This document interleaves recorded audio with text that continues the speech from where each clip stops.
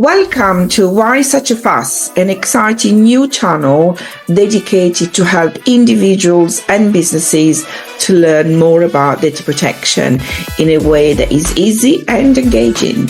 I'm Christina from CVG Solutions, and I am a fully qualified data protection professional. I am passionate about educating, empowering, and enabling businesses to thrive. Remember to like and subscribe to this channel and help us to spread the word. Data protection is there for a reason. It protects you, your family, loved ones, customers, employees from coming to harm through the use of personal data. So make sure you click subscribe. Now, get ready to embark on a journey of growth and knowledge as we dive into the world of data protection. I have the pleasure of being joined once again by Rowenna Fielding, data protection, data ethics, and digital privacy nerd. It's so great to have you on podcast, Rowenna. I'm so glad to be here. It's very kind of you to keep inviting me back. Oh, you're welcome. You're welcome. We love you here.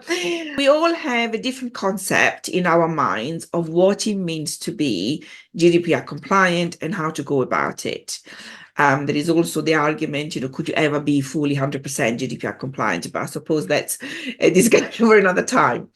Now, there is always the option of do nothing. It's not necessarily the right option, but it is an option nonetheless, which it's obviously, risk-based. But assuming that the business wants to tackle the elephant, what are the different angles to consider?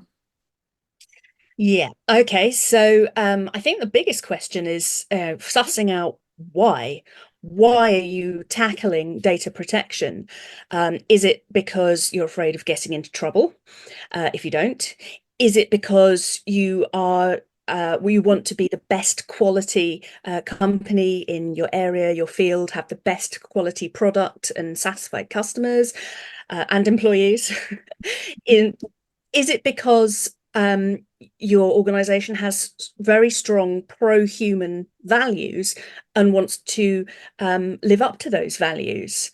Because the different paths you take to what you consider to be compliance are pretty much defined by that question.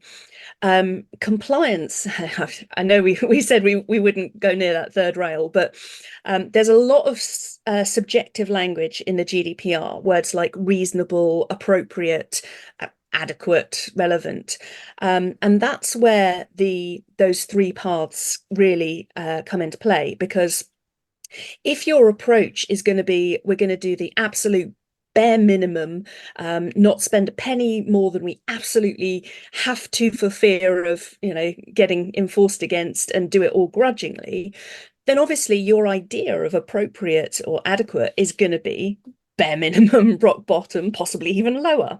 Yeah.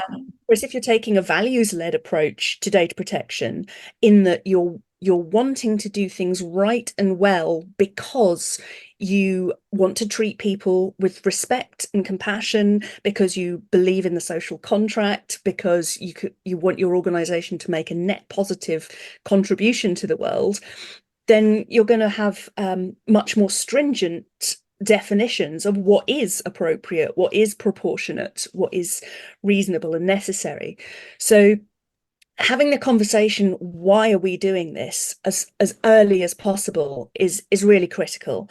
I do often encounter organizations who want to do the values-led thing, and realize kind of halfway through that they haven't allocated enough resource, time, money, people, to be able to do that, and then they're in a pickle.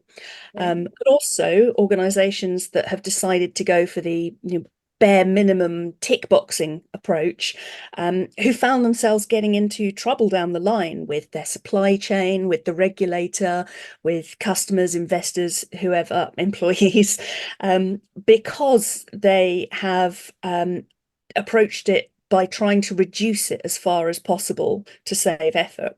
Obviously, I have personal opinions about which of those approaches is best. But it's really important when executives are making those decisions to think about how much they are, invested in each approach. Is it bare minimum? Is it safety and quality? Is it for humanity? Yeah.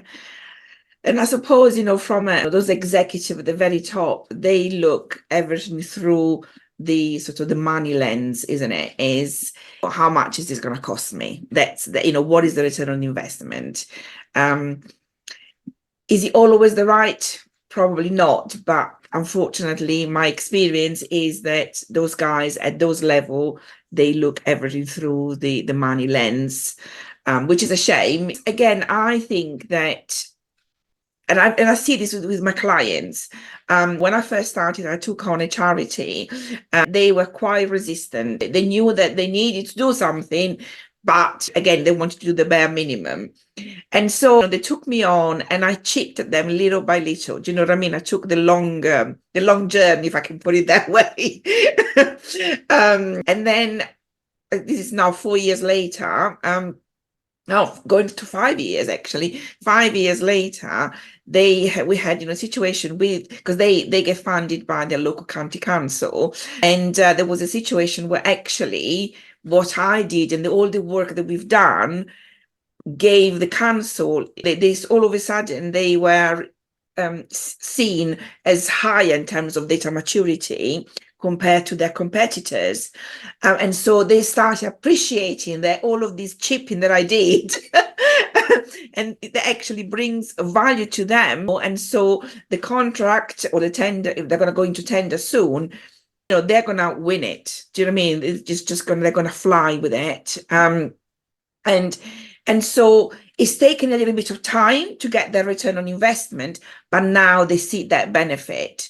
And so this is perhaps what the executive, those leaders at the top, don't see, or they want the short term. They're not necessarily looking at the longer terms. And maybe we need to start a campaign, Rowenna, to make them look at the longer terms. I mean, the thing about data protection is that data protection failures and gaps are very often systemic organizational management and infrastructure failures and gaps. So by fixing data protection, you end up making the organization better, more efficient, more effective, better organized, better managed, better run. So even if you are the sort of hard-headed financial thinker who isn't all that bothered about the social contract and human rights, there are still massive benefits to tackling data protection because it forces you to address the underlying issues of business process, of asset management, of culture, learning and development, of having actionable intelligence on any given thing. That that's the way things are supposed to be on paper, but the gap between paper and reality is easy to ignore until you start tackling data protection. Yes. And I think also one of the things that I really like about data protection, because it goes with my values as well, is accountability. It's taking accountability for that, be able to demonstrate it, which then actually, again, once you understand what that is and how you become accountable, and you take that accountability and ownership on your shoulders, then all of a sudden you start operating with a much higher performance and a higher culture. The bar shifts, isn't it? So yes, I think that there is an awful lot of good that data protection does at a business level as well as the human, but looking just from the business perspective, that the businesses should be doing it, should be listening to that, and tapping into it. Rowenna, thank you for your invaluable input. It is really very, very much appreciated, and it's been an absolute pleasure having you here today. How can our audience get in touch with you? So if you want to reach out and make contact, the most successful way is likely to be through Twitter, which will always be Twitter, where I am Miss IG Geek. That's at Miss IG_Geek. I'm also all over LinkedIn as Rowenna Fielding or Miss IG Geek. I have a website for my consulting practice, which is missinfogeek.net. And I have a site on buymeacoffee.com where I publish articles, guidance, help guides and tools to understand data protection, which is buymeacoffee.com Miss IG Geek.